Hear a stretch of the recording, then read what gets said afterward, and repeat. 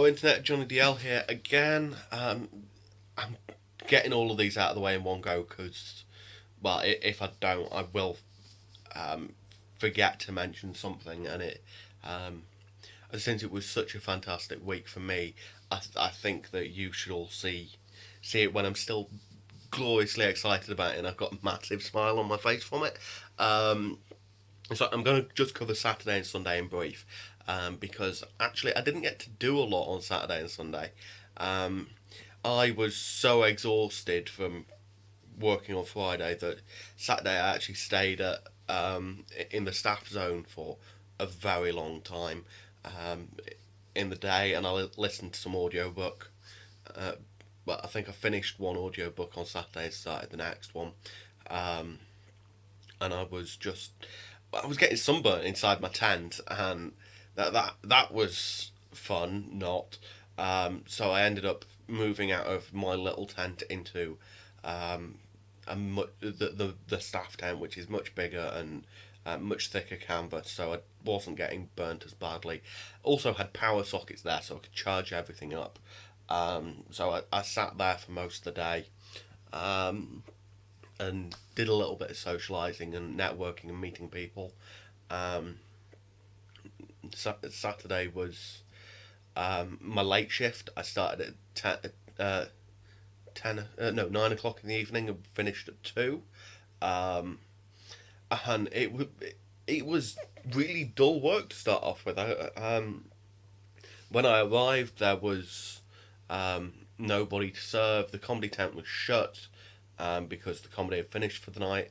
I hadn't been on site to see any of the comedy, so I missed out on Mark Watson as well as a few other people that I probably wanted to see, but um, I thought at this point I'd already had two fantastic shows, and um, what I'd had two fantastic shows. What?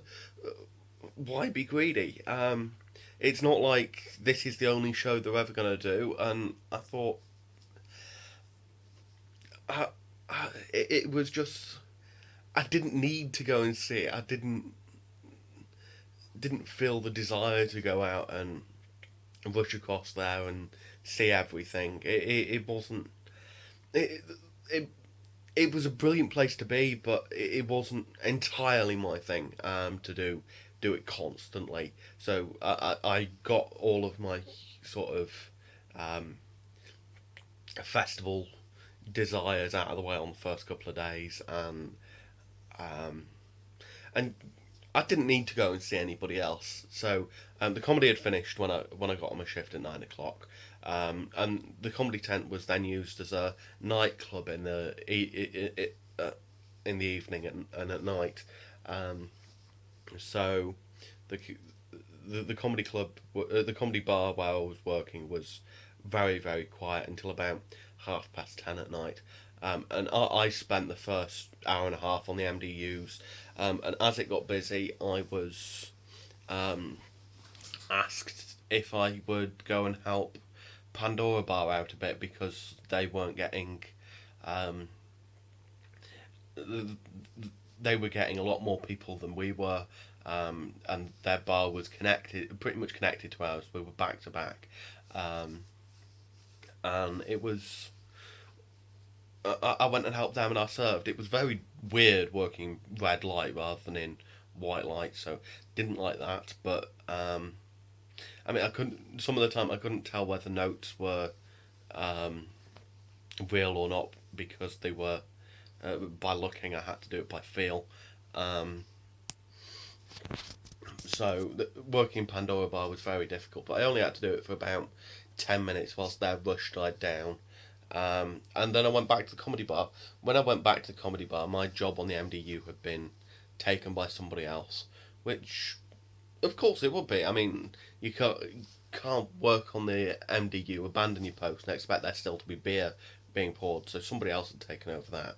And since I was now getting into the swing of things with serving, um, Saturday evening I served, and we had lots and lots of people come in a very short space of time again.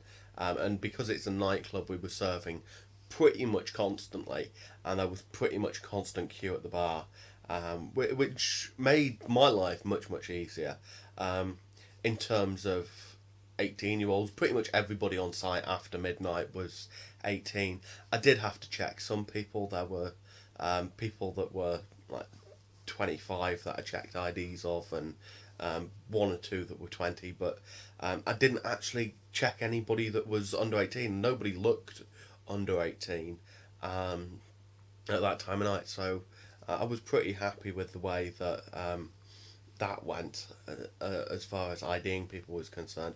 And most people were quite flattered when I asked for IDs. I mean, um, I basically went, "Do you look younger than I do? Yes or no? If yes, then um, ask for ID." Um, there were one or two people that couldn't produce IDs, and um, I had to send them away because no ID, no sale. But um, almost everybody else was um, served really easily. Um, there was one bit of the night where I was almost pulled over the bar by a drunk lady, um, which was incredibly hilarious.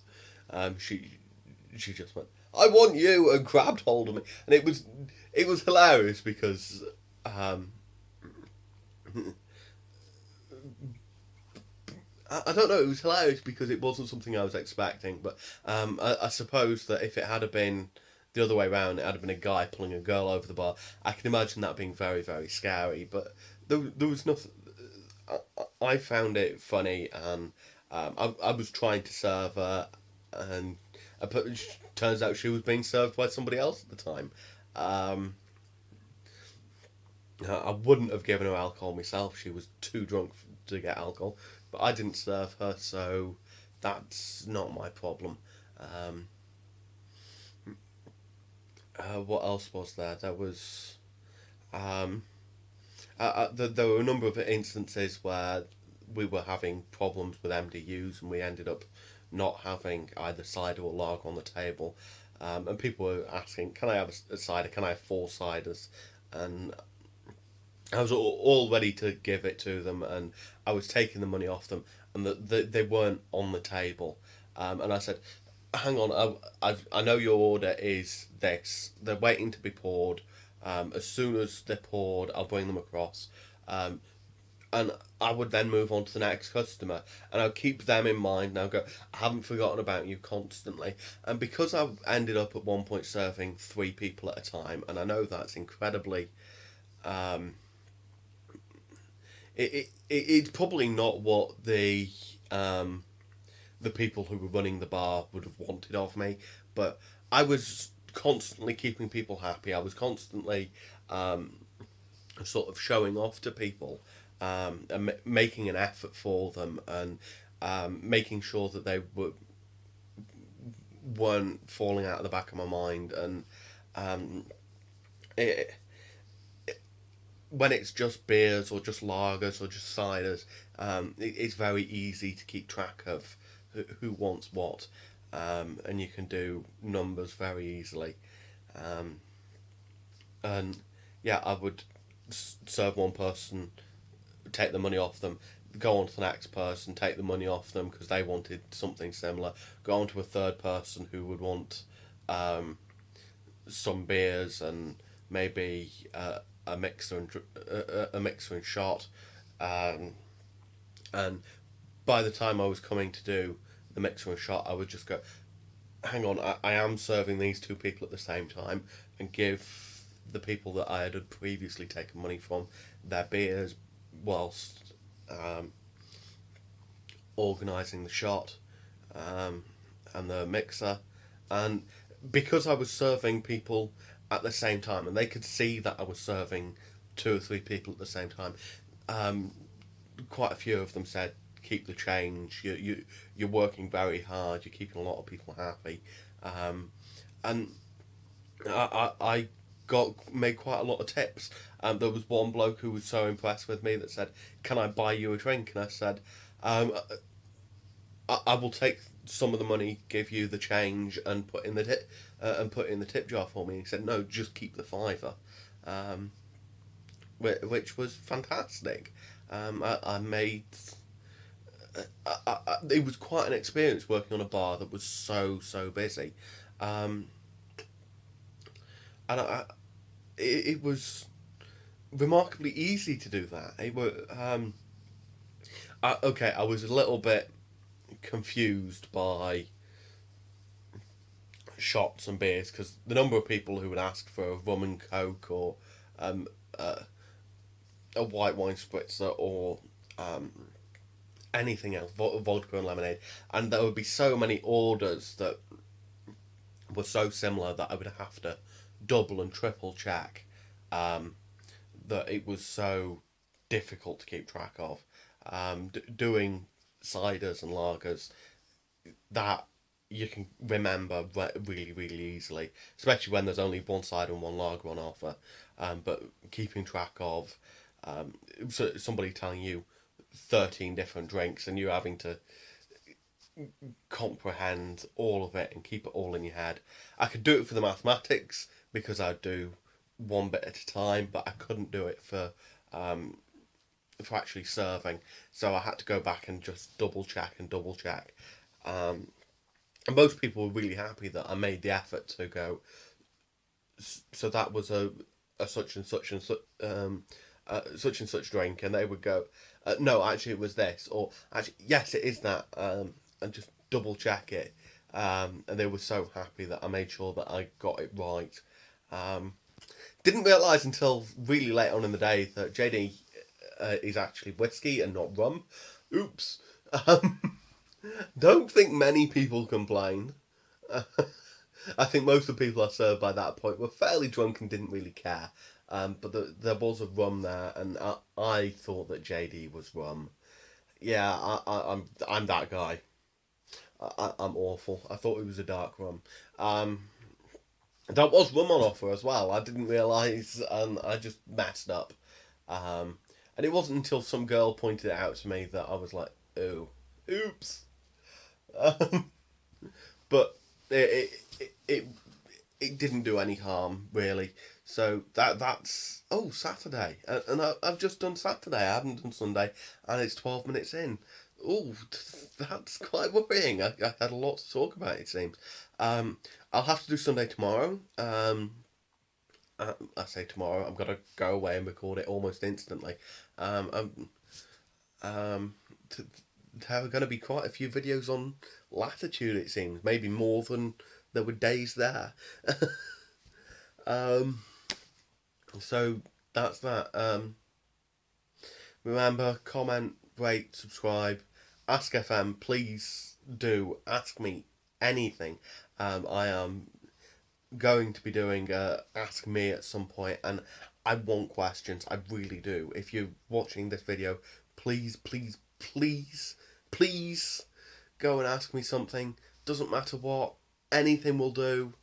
Um, I will add it to my ask list for questions. At the moment, I'm only answering the question of the day rather than anything else, but I've got a few questions lined up, and I would like to hear quite a lot more. Um, so yeah, please ask. You can do it anonymously. You don't have to make an account. Um, there's also Twitter in the link in the below. I've said comment, rate, subscribe. So I think that's everything. Johnny DL out.